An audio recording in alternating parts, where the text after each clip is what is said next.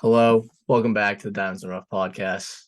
I'm John DeAngelis, joined by Ian McCallum, Good to be and back. Thanks for having me we again. we are going to talk about his team because they obviously had the game of the week and quite the comeback, which ruined my lock of locks. Which You was you put money on them? no, I did not, but I've been Okay, doing the spread pick'ems, and gotcha. the way I do it is there's three locks, and there's one I'm like I would put heavy money on it if I had to, and that was the Ravens, and for 55 minutes of the game, I was feeling great. 50, I would 50. say. But Okay, well, when the that second Tyreek Hill touchdown happened, to tie the game up, yeah. I knew that they were just going to lose because it's like you just can't come back after that. You I can't mean, yeah, blow. I definitely have a few constructive criticism points to hand to the Ravens Yeah, regarding maybe that game. like bring the safeties back with those guys. But first off, just give me your reactions throughout the game. So it's funny, really. I mean, I went into the game obviously hoping that it would be a good one. They hosted Baltimore last season, week 10, I think it was, and Josh Ayers' defense. I talked about it last time I was on here. They just went full cover Oh, zero, you know, just give as much give Lamar Jackson as much trouble as they could, and obviously they did. They held them to, um, I think maybe a little over 100 passing yards, and they won 22-10. But then obviously, we go to Baltimore this last week, and they obviously, had been studying up on what went wrong, and it was very visible. Um, during the first half, just Lamar Jackson had plenty of time in the pocket. He was making throws. He had that one Rashad Bateman touchdown for 75 yards. But I mean, a throw like that happens every year. It's just the quick yeah, slant that the middle of the field is open for some that reason, just and then he goes. just takes off down the sideline. But so that definitely hurt. But I think just I turned the game on and that kick return touchdown happened. First play of the game, and I was like, all right. I mean, definitely Let's not a great go. start. Yes. Yes. Definitely not, the start you want. And then but the Dolphins came back out. They I think they punted their first possession. I Um see it. and then the Ravens came back out and they drove all the way back down, and then for some reason Lamar Jackson came out of shotgun and went right to the center and then muffed the snap. We got the ball back and drove it all the way back down. Jalen Waddle had that touchdown, so it was 7-7. So I was like, all right, probably should be 7-0, 7-3 maybe, but you got you live with it. And then very next play, that Bateman touchdown happened, and I was like, okay. Ian's just crying um, in the corner. it was pretty painful to watch, but it's still the first. It's still, I think that was the second quarter. So I'm like, all right. I mean, you gotta expect Xavier Howard to do better than that, but you gotta. It happens to everybody. But Xavier Howard was awful that game. He got Yeah, he torched was not the good. entire time. So they definitely got to do some practicing and studying up for Buffalo for sure. Um, but yeah, I wasn't panicking or insanely mad or anything yet. But Yeah. then they went down and Mark Andrews had that touchdown, and I was like, I mean, I would be more upset, but Mark Andrews is just such a brutal force, and our safeties really are not like the size to cover Mark Andrews. Um, so I wasn't, I was like, okay, definitely would be nice to get, a touchdown before the half ends, but then they didn't, and the Ravens got another one. So at that point, so I so was ready to, halftime at that point, I was ready to halftime turn the game off. halftime is 28-7. Halftime It, 28-7, yep. And then they or came back is out. Mike Gesicki had that circus touchdown. That was crazy. Hit the I worst gritty I've ever seen in my life. Yeah, I just Um, want to ask real quick. yeah, what's that? 28-7 at the half. Yeah. What are your thoughts? Are you thinking I just want to see improvements to take into next week? So my worries going into the half were that week one was sort of just a you know um not really we left week one thinking like, all right, they played well. Tua was solid. They had some pretty crafty plays. So, the Mike McDaniel era, off to a pretty good start. And then going into the half against the Ravens, my worries were that, all right, so week one was a fluke. It's still the same, no run game, not great offensive line. Like defense can't really perform in critical situations. Dolphins that I had been seeing for the previous like 3 or 4 years. But then the second half came around. Gesicki scored, hit that terrible gritty. So I was like, all right, we could be back in. And then Lamar Jackson took off for 79 yards. Yep. and then that's when I was like, all right, this game's over. Yeah, it just didn't So I seem was like they already could be turning. stopped. They really didn't. I mean, the second half, like on a score sheet, seems so favored like in the Dolphins' way. But I mean, that third quarter was the Ravens still. I mean, Lamar Jackson played out of his mind. That's got to be like one of the best games he's had in the league so far. I mean, perfect passer rating. He broke the record for 100 rushing yards and for most 100 yards rushing in a game. Yep. So he was just, I mean, That he was was playing out of his mind. So I was like, all right. I mean, at this point, they're just too hot. Like we can't. Lamar was Um, my preseason MVP pick, and I'm oh feeling yeah, very good about that. The one thing the Ravens annoy me with, whenever they have a big lead, they stop. They go, Mhm, we're just gonna run clock, and they stop Lamar from his groove. mhm. And like one would think that would work if they had the likes of J.K. Dobbins or back when Mark Ingram was still a Raven. But you got Kenyon Drake, um, Justice Hill. Justice Hill, and who's the other one? Gus Edwards. I Yeah. mean, Is you he really even can't rely. healthy? I mean, Kenyon Drake finished the game, I think, what, 7 or 8 attempts for like 11 yards or something. So if you're Well, John Harbaugh, you got to think, and that was like not even the whole game. Like they kind of stopped. I feel like using him once the fourth quarter rolled around. So if you're John Harbaugh, you got to think like, all right, we got to do something else because the Dolphins are clawing back, and we really don't have much of an answer so far. they just So the fourth stop quarter, playing offense. And when you're up 35-14, I can understand going, we're up 21, just don't lose. And from as much sports as I have watched in my lifetime, my number one rule is whenever you play to not lose, you lose. yeah, So whenever you're playing to prevent a loss, that's usually when bad stuff happens. You can't hmm change your game plan just on the score, unless it's like 2 minutes left, you're up by multiple scores, right? unless But you're the Browns, obviously. right. I mean, just like if the game's out, if the game is like out of hand, yeah, kneel the ball, right? Don't whatever. But just the Ravens, you could tell when it was 35-14, it was just let's run the ball, let's run the clock, let's call game, right? And it was Mhm. like the way Lamar was going, and even Bateman, no one could cover Bateman. It was just Right. there's no reason No one to could cover Bateman. No one could cover Andrews. Like yeah, I see what they you mean. they waited to get to 35-35 to be like, all right, Lamar, let's play the offense you did in the first half. And he's probably there like, I haven't thrown the ball on 5 possessions, and now you want hmm me to just save our ass. Like, Yeah. But yeah, so the fourth quarter comes around. It's 35-14. I'm ready to turn the game off. Um, and then let's see, what was the next score? Um, it was Tua to Craycraft.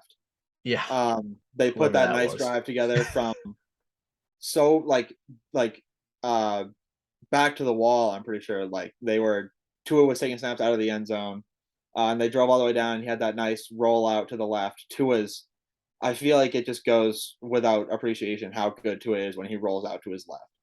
Mhm. He can hit anybody when he rolls out to his left. And I think Mike McDaniel realizes that and is trying to craft more plays around that. But he hit that nice throw to Craycraft, and then it's like, okay, I mean, there's like, you know 11, 10 minutes left in the game. So I was like, all right. And then the Ravens get the ball back, and then they get to fourth down at like midfield. It's like fourth and like 1.5 or something, and they go for it. And at that point, I'm like, what is John Harbaugh doing? So he just rushes Lamar up the middle, and he doesn't get it, obviously.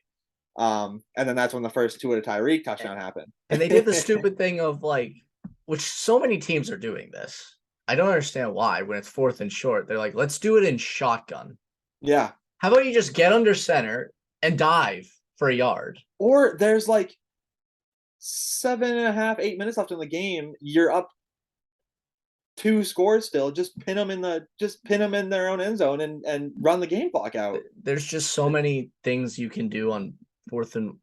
I should say so many. There's really only 2 things you should be doing on 4th and 1, maybe 3. Either a QB sneak, a fullback dive or halfback dive, or honestly, most of the time, if you do a bootleg and there's enough time in blocking, it's an easy first down. Especially with how uncoverable Mark Andrews was all afternoon. And how just fast roll him out to Lamar the right. Jackson is. Like the Dolphins are almost in goal line at that point in 4th and 1. Yeah. If they exactly. bootleg Lamar, who's going to be on the outside to catch him so he doesn't get a yard? But Yeah. either way, it was again that thing of like, you're playing not to lose for so long, and then all of a sudden you're like, we're going to go for 4th and 1 in midfield. It's just I don't understand what the mindset was there, what they were trying to, I mean, it just didn't make sense to me. At that point, you surely must have felt when they missed the 4th and 1, you're like, momentum's all on our side. This is winnable. Exactly. And that's when I read about it after the game. That's when Tua and Mike McDaniel went into what they called fuck it mode. And just that's literally what they called it. I love that. Just sending Tyreek downfield and Tua just launching it. I hate he's your coach. It's called their fuck it play.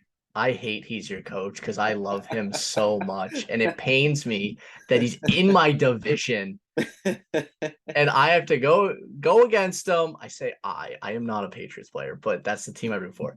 Have to go against him twice. Yeah. Have to hear all his funny interviews and be like, oh, you're the enemy.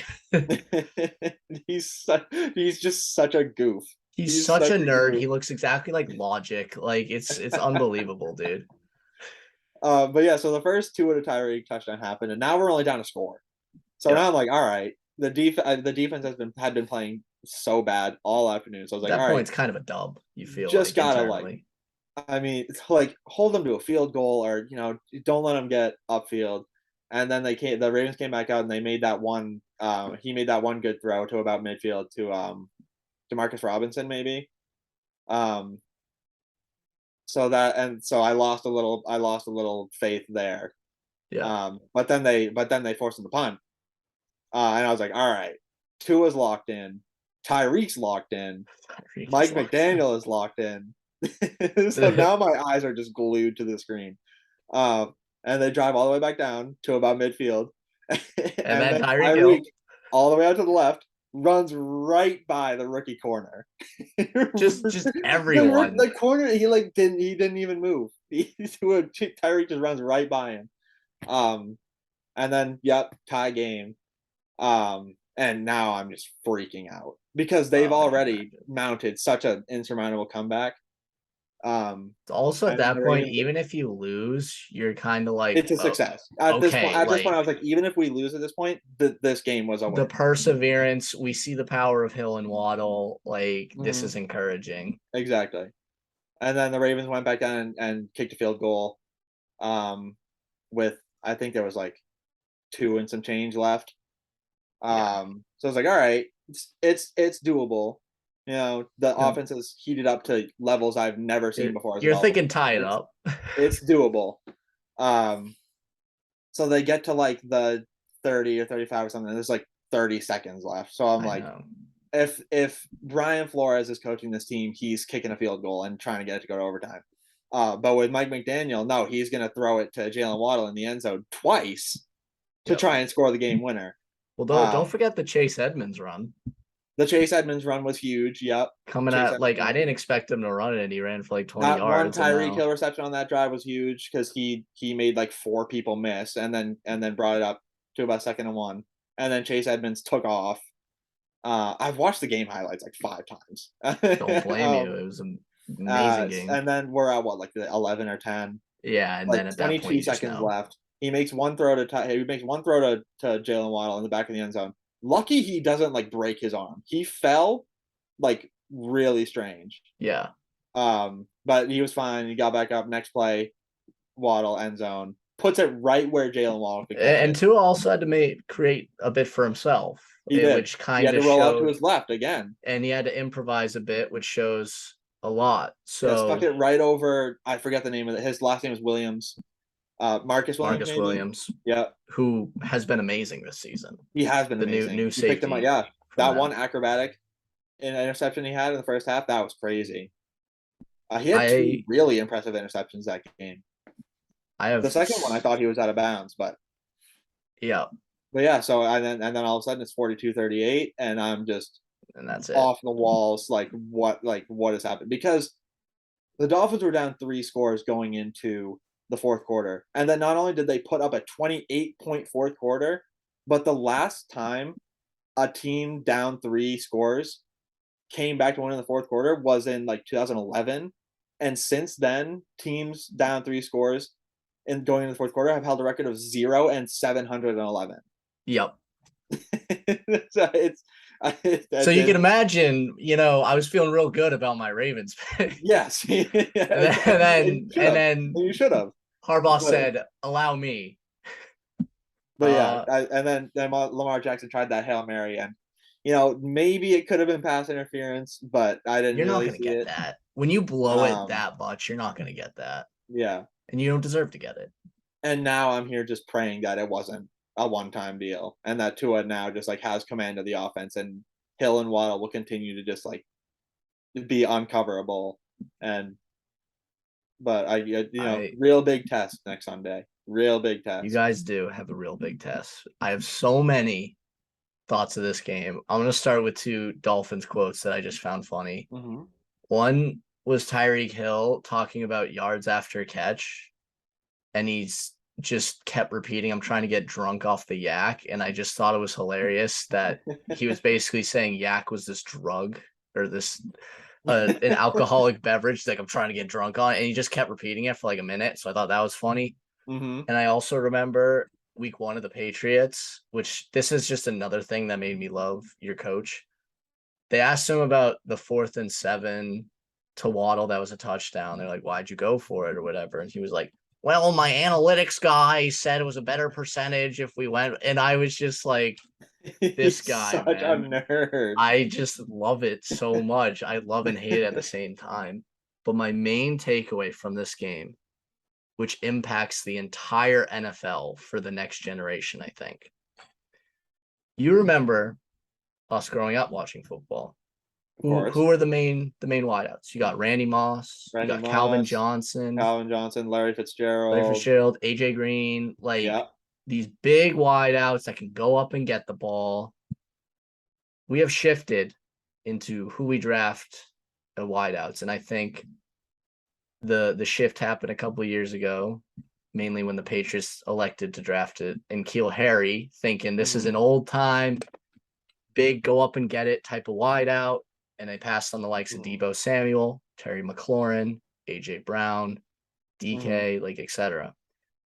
The league is shifting to a league where separation trumps all. Yes. We don't want to have these difficult go up and get it type plays where the quarterback has to make a great throw, the wide receiver has to make a great catch. It's very contested, it's difficult. There's none of that anymore. And that's exactly why the term "oh, you mossed them" is a big thing, because it never happens anymore, because the receivers in the league today aren't built like Randy Moss or Calvin Johnson, where they can just tower over defensive backs and just bully them into giving them the ball. And it's being proven that is almost pointless. I mean, Justin Jefferson week 1 had 188 yards in the Packers, and he didn't go up against anyone. Every time he caught the ball, he has 20 yards of separation, and he has room to run. Tyreek Hill in this game, did he get tackled? I mean, I don't know.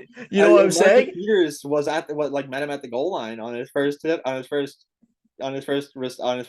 but other than that, I don't think he was touched. You just look at all the wideouts, and they are not getting hit. They're getting tons of separation. They're making it real easy on the quarterback. The quarterback just has to make the right read and put it there for him. And receivers are getting faster and faster, even if the 40 times don't show as far as like agility and stuff like that. Mm-hmm. And that's why I do think the Dolphins are legit, because you have the two best wide receivers in tandem that are good at that as far as being fast, getting separation, run after the Mm-hmm. catch, and you have both of them. Well, because it's so unique now with so many receivers that can like stop on a dime, or they know how to like right off the snap just like juke their way by a defensive back, because like you get a good step on like a move you make at the line, and you take off, like you're gone. That's Like the it. DB isn't catching up to you. That's it. And not to circle back to like a past player, but the past drafted the fastest receiver in the draft, Tyquan Thorne. He broke his collarbone, so he's hurt. He had a 4.28 40. In preseason, you could sense this because I'm used to the slow, white 4.6 40 receiver. That's just what I've watched my whole life Mhm. and thought this is the way. There's no other way. So we get this speedy receiver in, and it's just instant. If he gets you moving one way, that's it. He goes the other way and he beats you. Mhm. And that's just how the league is going, and how it's going to be the type of thing where a 4.45 40 soon is going to be like, oh, this receiver's slow. And you're going to be like, what? Yeah, Slow? exactly. Because they're still in like the 1 or 2% of people on the globe that can run that fast. Yeah, but it's transitioning into the But then faster the better. Like, you got like the John Rosses and Tyreek Hills that run like 4.2s, and mhm. that's just gonna become the norm. And it's also the agility aspect, because John Ross can run fast straight, but as far as routes and Mhm. turning and stuff like that, he's not When's the last quick time with he it. even saw the field? Is he Is even he in the still a league? Bengal? I don't know, man. No, he's not a Bengal. I know he went to the Giants last year, but I don't know how that went. Mm, yeah. But it's just that game showed it to me, and it was eye opening, where I was like, this is fully how the league's going. Even Bateman's fast, and you saw on that 75-yard touchdown, it's just Mhm. an easy slant, but he just ran straight, Yeah. and it was a touchdown, and he didn't Yeah. get touched. It's just how the league's going, and I'm very intrigued to see as far as draft picks, free agency, trades, all that, how it's going and how things are going to go. I mean, like Amon-Ross St. Brown's cooking. He's just really fast Mhm. and can catch the ball. Exactly, yeah. So just very intriguing to me. I don't feel like you have as many like technical receivers. I mean, it's almost getting to the point where Devontae Adams is still ridiculous, but I'm saying like Tyreek Hill has more of an impact than Devontae Adams. I don't know if that means Tyreek Hill's a better receiver. It's just his speed is that game changing. Right. And when you match it up with another fast guy, it's a nightmare. Right.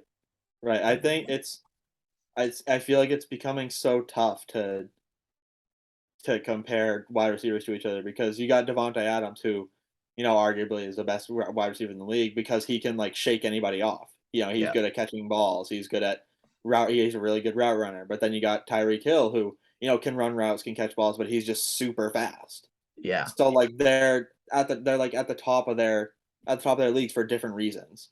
So I feel like people often like go like, I don't know, maybe solely based on stats or like who's throwing to them or and stuff like that. But it's so hard to like rank them just purely based on like their abilities and talents, because they're all so different.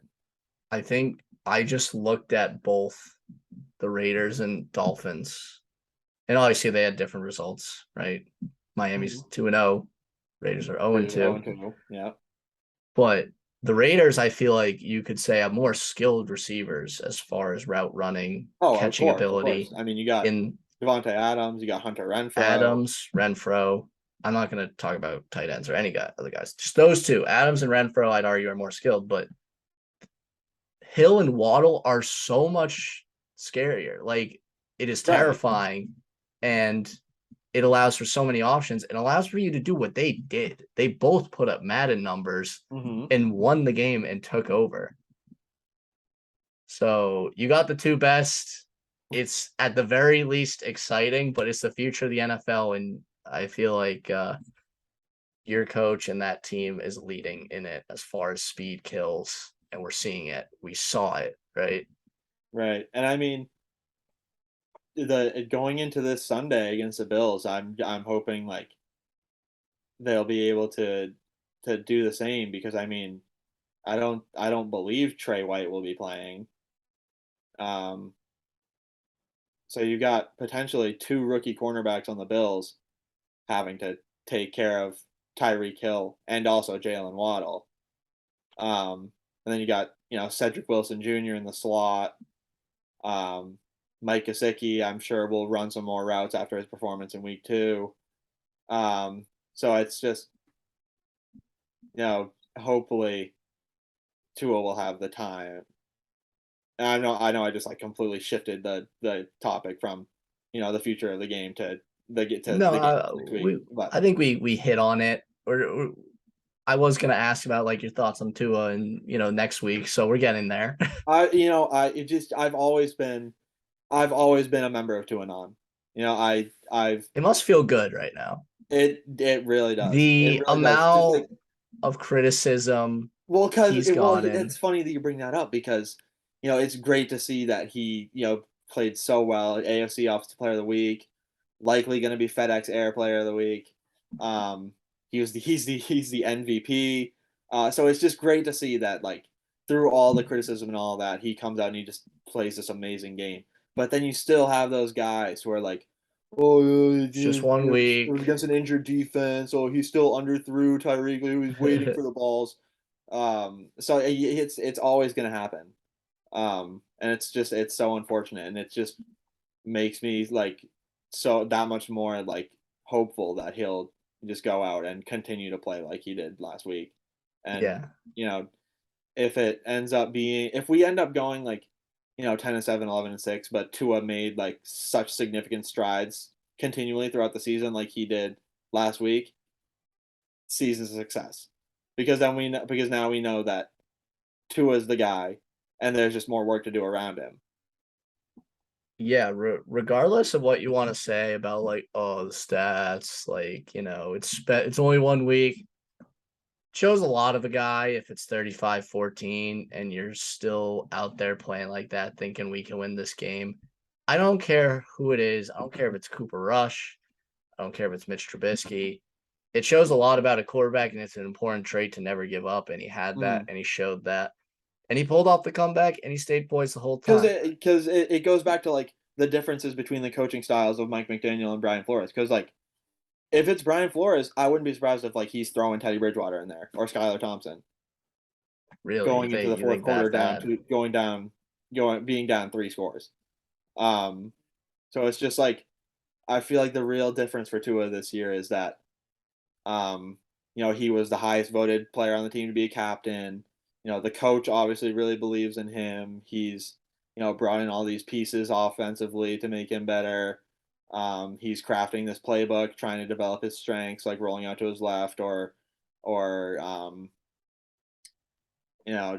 running like out routes or just I don't know, just the plays that Tua embodied like at Alabama and now in the NFL. So I think that just the like the staff McDaniel's brought in around him, I think they all just play huge parts, and the team just looks so much different than it did, last year, maybe even the year before that. Just the culture in the locker room and the players and the coaches on the sidelines and just everything. It's sort of it's nice to see, and I really hope that it's nice to see.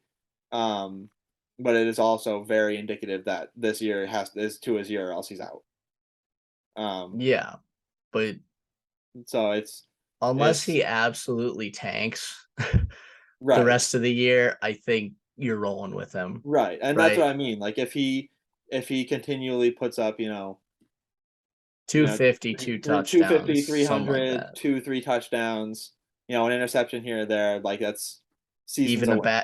bad game for like 2 games, like that's just like it's Yeah, him. yeah, So exactly. yeah, no, it was an incredible game, and if you're a Miami fan, you're really feeling yourself, but you're also like, we're taking on what who everyone's crowning as the Super Bowl champs in Buffalo. I think everyone loves to, be like, this team's winning the Super Bowl, and there's absolutely no way they lose. That's all I've heard about Buffalo. I have a question for you. Yeah. If the Dolphins bring Buffalo in this week and they win, I I mean Super Bowl or I mean, I already think after these 2 weeks, you're in the conversation. Truthfully, not for the Super Bowl. yeah. Surely not for the Super Bowl. I'm I not think saying you're the favorites. I'm just saying when I'm mentioning teams that could win a Super Bowl this year, Miami has to be talked about. Now I'm saying I, like a relatively big list, right? Like I'm throwing right, Philly in there too and stuff like that. Like right, I'm not saying like Philly's winning the Super Bowl. I'm just saying like right. when you think of what are teams that realistically can win the Super Bowl, I'm putting Miami in there. Hmm. There's a world where it can happen, I believe. If they beat Buffalo at that point, you're saying, look, they've beaten two playoff teams for sure, and one that might make the playoffs in the Patriots. They Well, beat I all mean, three teams that were well, no, the Ravens weren't in the playoffs last year, but like three playoff teams, three playoff like teams, three technically, teams that you play in them and retrospect. go, it's a tough game. Three of them in a row, they beat them, you know? And you got to respect that. And the way they beat them is game one, they beat them defensively. They beat the Patriots defensively. Hmm. Game two, they beat the Ravens completely offensively. Say they beat the Bills. I mean, obviously, we see how they win if they do win, but I would anticipate it's a mix of both of clutch defensive stops, and Miami Right, just outscored Buffalo because Buffalo is just hard to stop anyway. right. Buffalo Yeah, also, this is not at all me like thinking that like betting that the Dolphins are gonna win. I would never throw. I'm there's no way I would throw money on the Dolphins to win this game. But I mean, yeah, I'm I pretty don't sure. I don't see it as impossible. I mean, -6 is, I think, well, maybe not, but I like the spread could be higher. I've seen the spread higher. Yeah, So I I think mean, I I had but Buffalo as one of my locks, honestly, simply because I just could like I can't say I don't see a world where Miami wins, but like Buffalo dominates they on look both, unstoppable. right? Like Buffalo, I can easily see scoring 40 against any defense, and I Yeah, can easily see them holding the offense to 7, right? yeah, Like, yeah. and That's they're on practically a what they've done mission, so far. they're on a mission after last year. Oh Like, my God. they are the I was favorites. talking to my buddy who lives down the street is a huge Bills fan, so is his dad. And I was talking to him Monday night watching the Bills. I was just telling him like, man, I don't think I've ever seen even like the 2019 Chiefs or like the 2011 Patriots or something. I Oh, don't think seven I've Patriots. ever Yeah. seen. It's early. It's only been 2 weeks, but I Yep. don't think I've ever seen a team like more clearly the best team in the NFL than the Bills this year. Like Exactly. they look like they're in another world. Which is why if the Dolphins do win, you got to start talking like we need to put Yeah, some more respect on this team. yeah. What I do want to say to temper the Bills like amazing thing that's going on, but also give them credit. First off, coaching's been on a different level. Hmm. And I'm saying this because in Tennessee and Rams, there are obvious weaknesses, and they attacked those weaknesses full force and Hmm. did not joke around. And I respect that. And that's something they usually don't do in history.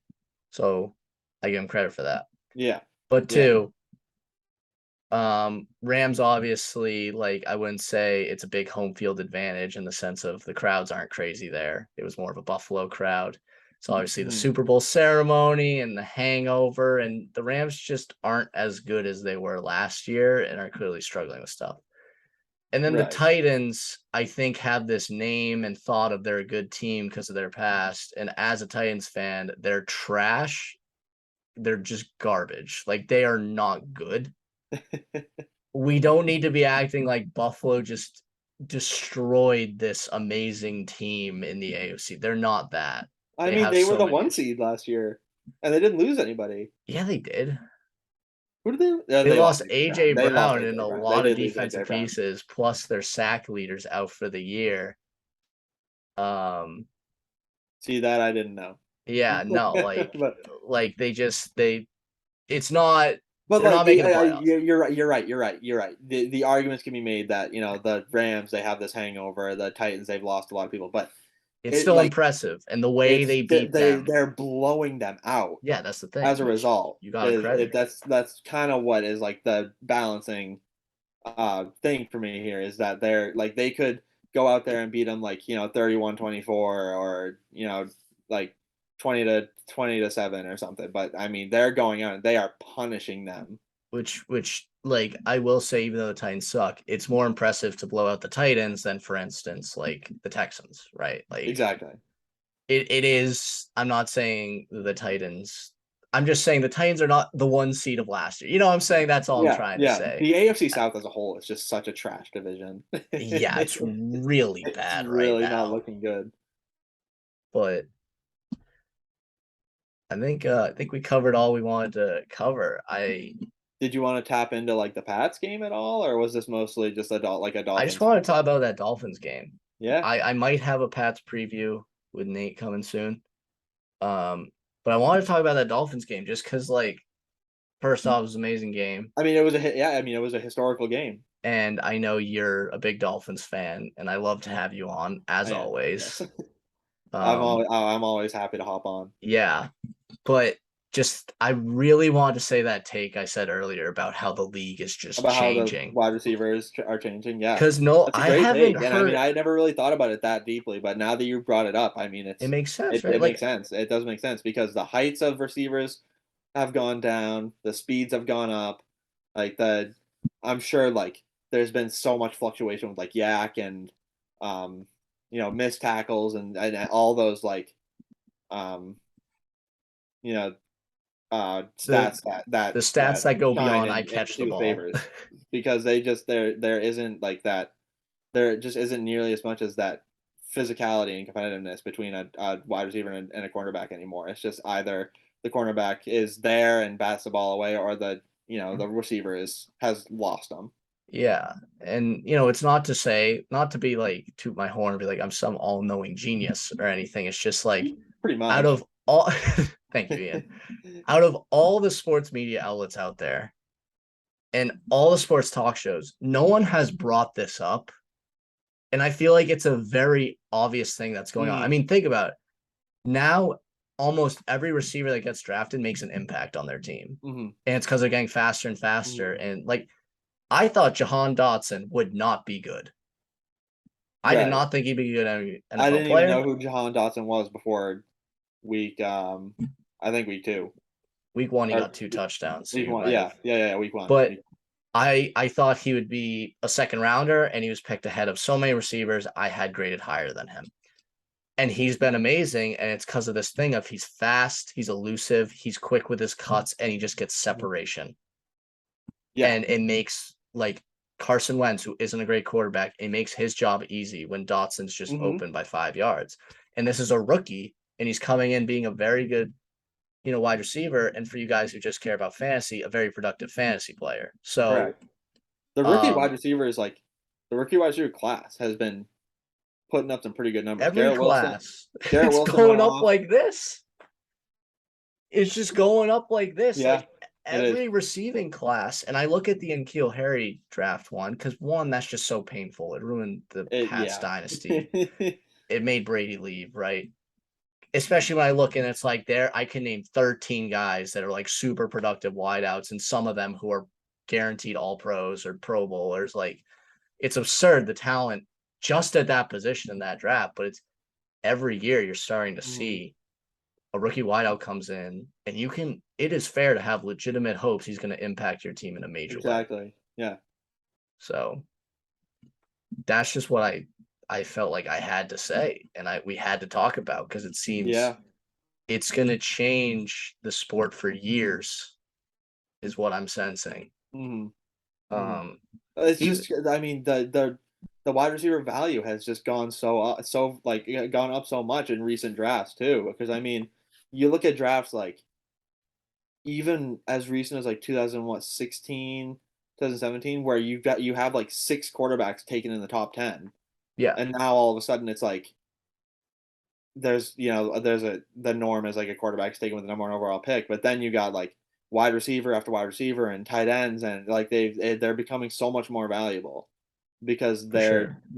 their job is the wide receiver job is pivoting into making the quarterbacks look good because of their ability to gain separation and stuff. And I think you see that especially in this year's class and last year's class, um, even like the class before that. You It's also it's see it in the ridiculous. contracts. Look at what they're getting paid now, you know? I mean, Exactly. there's Yeah. a reason for it. And I think the final thing I'll touch on with this is, I mean, I'm a massive Julio Jones fan.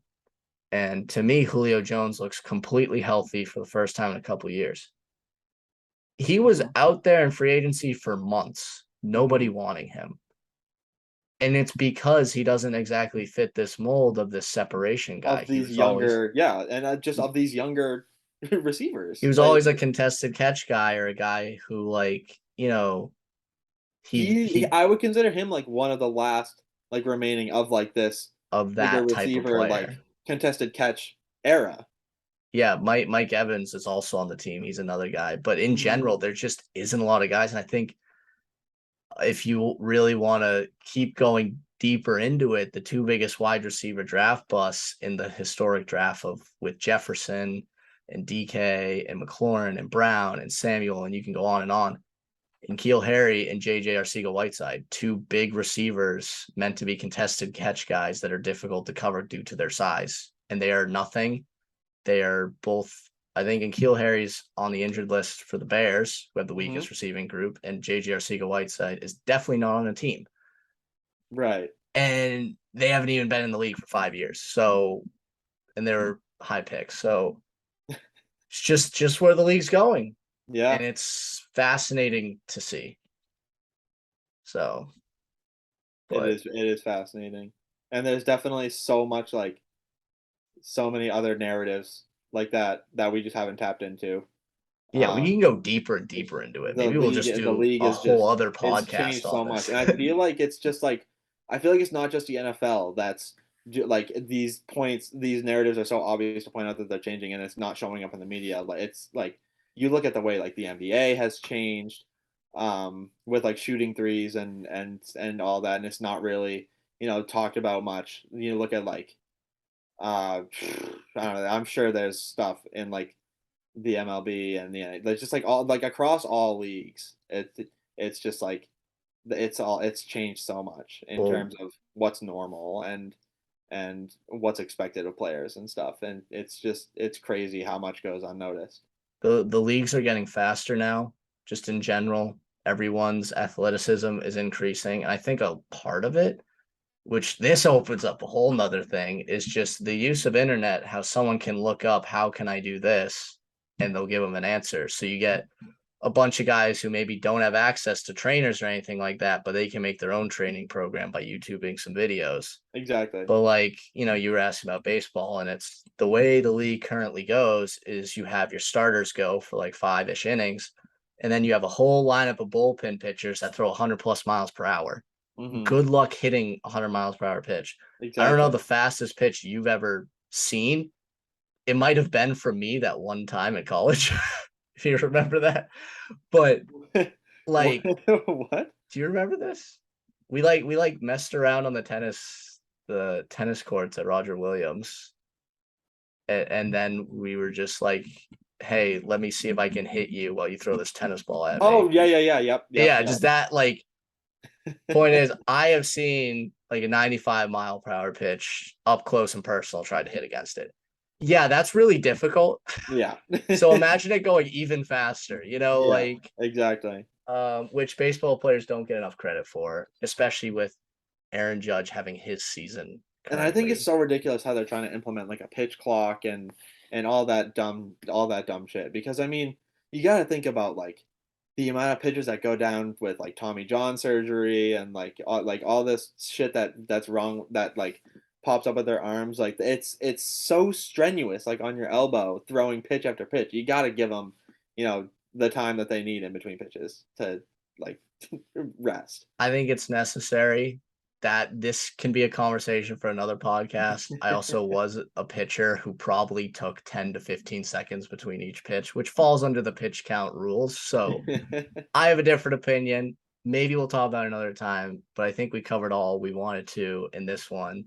Sweet. Very good discussion. Honestly, I agree. if people want to hear us talk more about this change in sports in general, let us know, because I'd be happy to bring Let's just Ian go on. make a completely different podcast. Yeah, I'd be happy to bring Ian back on and just have an hour-long podcast talking about how much sports has changed. But Absolutely. I'm going to wrap it up because it's been about 45-ish minutes and I don't want it to be too long. But Ian, thank you for coming on. All right, buddy. Fantastic Absolute discussion. Yes. Yes. Tune in to the next episode. Honestly, don't know what it'll be, but it should be a banger. I hope y'all are liking the content. So thank you for listening and see you next time.